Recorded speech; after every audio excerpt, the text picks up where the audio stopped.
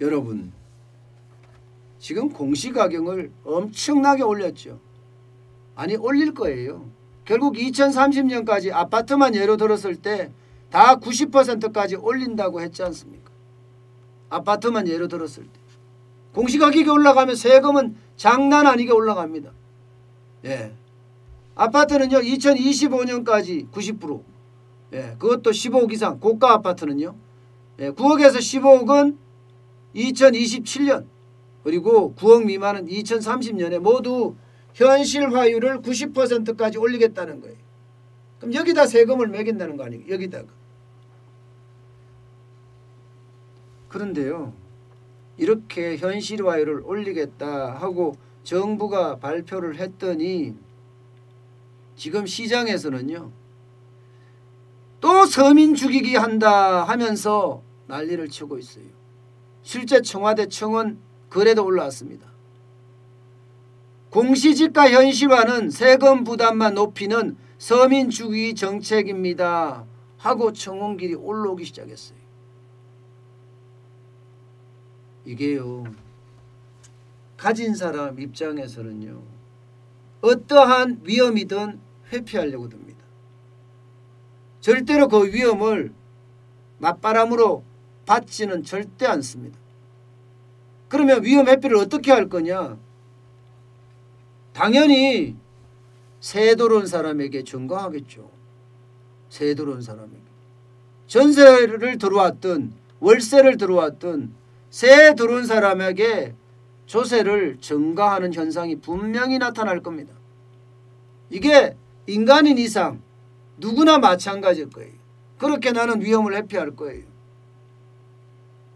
그렇게 되면 안 그래도 어려운 전세, 월세, 지금 가격은 더 올라간다는 이야기가 나옵니다.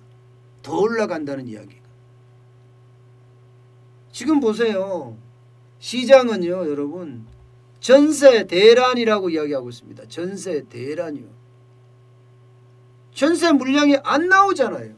전세 물량이 나와줘야지, 공급이 돼야지.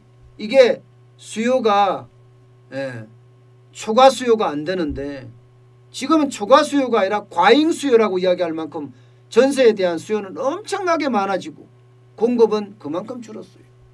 공급이 줄은 이유를 분명히 보면 거기에 정책의 해답이 있거든요. 정책의 해답이. 저는 정부가 왜 이렇게 정책을 쓰는지 잘 모르겠어요.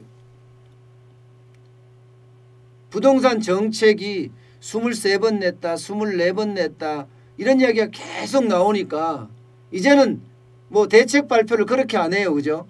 사실상은 지금 계속해서 나오는 게 물량을 어떻게 공급해볼까 하는 정책 아닌가요? 문재인 대통령이 국회 시정연설을 할 때 뭐라고 했습니까? 공공임대아파트 공급하겠다고 그랬죠. 이것도 공급에 대한 이야기죠. 홍남기 경제부총리는 뭐라 그랬어요? 지분 적립형 분양주택을 또 공급하겠다고 그랬습니다. 이것도 공급의 일환입니다. 자, 그러면 공시지가 현실화율은요? 이것도 공급의 일환입니다. 사실은요. 세금을 계속 높이겠다는 거예요. 세금을 높이겠다.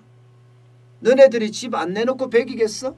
내가 세금을 이렇게까지 폭탄을 하는데 지금은 현실화율이 한 69% 수준 됩니다. 그러면 69%에 해당되는 세금을 내고 있는데 이제는 이게 70%, 80%, 90% 가잖아요. 그러면 90%에 해당되는 세금을 냅니다. 그러면 세금이 계속 늘어나겠죠. 세금이 많이 늘어나요. 많이.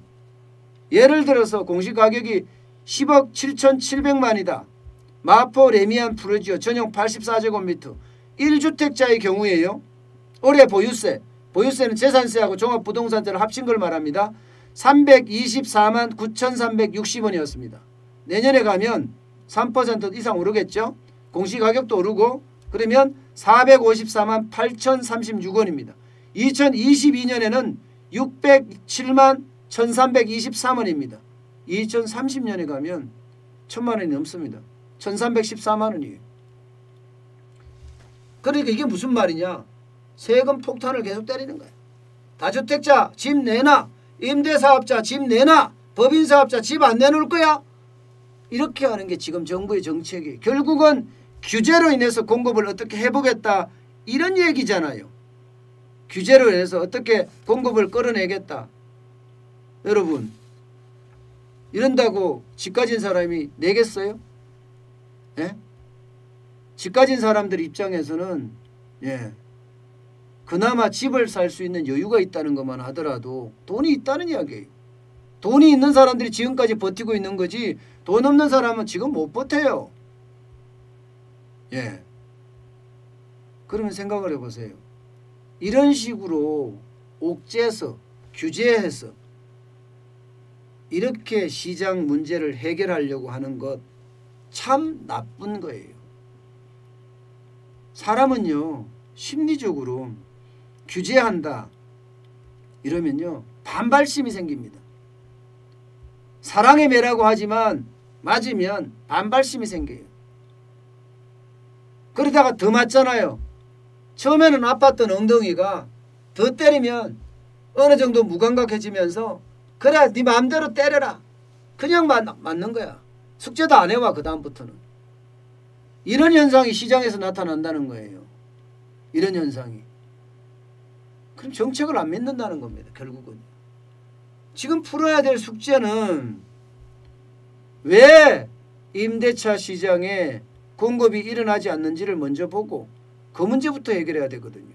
자, 주택임대차보호법 계약갱신 청구권이 2년에서 4년으로 바뀌니까 모든 사람들이 계약갱신 청구권 행사를 해. 그러니까 물량이 안 나와.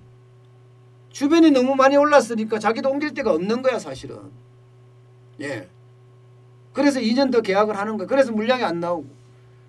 재건축의 의무 실거주 의무 기간을 늘렸죠.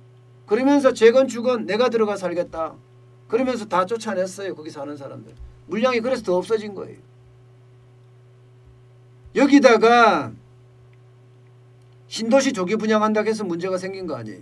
사람들이 집을 안 사고 야, 신도시 분양할 때까지 기다리자. 6만 가구나 분양을 하네. 그런데 대기하는 사람은 1,300만이에요. 이 사람들이 예, 전세를 사는 거야. 전세를. 그러니 그만큼 어려워진다는 이야기입니다. 여러분. 문제는요. 이게 아니에요. 내년에 가면 더 어려워질 거라는 거예요. 공급이 줄어들기 때문에. 공급이. 예. 이게 부산만 하더라도요. 올해 25,207가구 공급을 했습니다. 내년에 가면 1022가구예요. 절반 이상 줄어듭니다. 울산 역시 마찬가지입니다. 1588가구에서 851가구로 줄어들고요. 광주도 마찬가지예요. 9760가구에서 5027가구로 급감합니다. 그렇게 되면 이제는 공급도 줄어든다는 얘기예요. 결국은 가격이 올라간다. 전세도 월세도 가격이 올라간다. 그러면요. 전세 가격이 오르고 월세 가격이 오르잖아요. 그러면 당연히 매매가를 칩니다. 매매가를. 그럼 매매가도 오를 수가 있다는 거. 지금 건설산업연구원 같은 경우는 내년에 매매가가 좀 떨어질 거다. 0.5%인가요? 그렇게 떨어질 거다고 예상을 하고 예. 있지만 반면에 월세나 전세는 올라간다는 게 그런 얘기예요. 지금 이번에 공시지가 현실화 문제도 계속해서 전세 월세를 올릴 수밖에 없는 그런 구조 속에 있다. 예, 이렇게 볼 수가 있습니다. 참 답답하죠.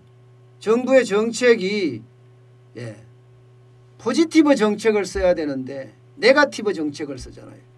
네거티브 정책이라는 게 규제 중심의 정책을 말하거든요. 포지티브 정책은 공급 중심의 정책을 말합니다. 사람을 선한 사람으로 봐야 되거든요. 사람을 악한 사람이니까 너한테 매질을 해야 돼. 이런 기준으로 가지고 접근을 하면요. 시장은 계속해서 왜곡이 일어날 거예요. 그래서 문재인 정부가 참 경제를 모른다. 저는 이렇게 얘기합니다.